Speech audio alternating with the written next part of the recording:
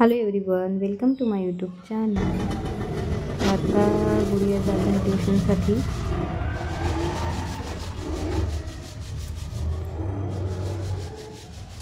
तर दार घेतलेले लावून बघा, असं आहे. बाहेर कपडे टाकले आहेत, तुम्हाला दिसलेच असतील. तर आफ्टरनूनचं रुटीन, मुलांचे स्कूल सॉक्स जे आता टाकत आहे भिजत. स्कूलमधून आल्यावर एका दिवशीसुद्धा खूप छान करतात ते. आणि सार्थक तर खूपच जास्त करतो, तिथे 2 दिवसातनं धुते, कारण रोज सॉक्स धुवूसुद्धा शकत नाही आणि मशीनवरती सुद्धा ते लांबतात आणि लांबलेले मुलांना बिलकुल नको. त्यासाठी हाताने सॉक्स धुवावे लागतात. तर आता भांडी लावून देत आहे, कारण आता हे मॉर्निंगचे आहेत भांडे. मॉर्निंगचे म्हणजे तुम्हाला तर माहितीच आहे, मॉर्निंगमध्ये मी 1-2दा, तुम्ही माझं रुटीन बरेचदा बघितलं असेल तर मी मॉर्निंगला 1-2दा मला भांडी घासावी लागतात. तर हे स्वयंपाकाच्या नंतरचे आहेत, नाश्त्याच्या आणि स्वयंपाक केल्याच्या नंतरच्या एकत्र घासले. आता परत आफ्टरनूनची घासत आहे भांडी मी. जे जेवण झाल्यानंतर जी भांडी निघतात ती घासत आहे. आणि सिंकमध्ये नाही, मी कधीतरीच सिंकमध्ये भांडी घासते. एरवी मी इथेच आरामात भांडी घासते. तर आज तुम्हाला दाखवायचं होतं म्हणून या साईडला इकडे इकडच्या साईडला जर ठेवलं तर तुम्हाला भांडी घासताना दिसले नसते.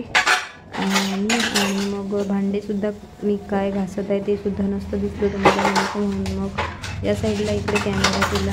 तर या साईडला इथे पाण्यात मोबाईल ठेवू शकतो, सगळीकडे ओलावा आहे म्हणून मला या साईडने ठेवावा लागला, जिथून अर्धवटच तुम्हाला दिसत होतं.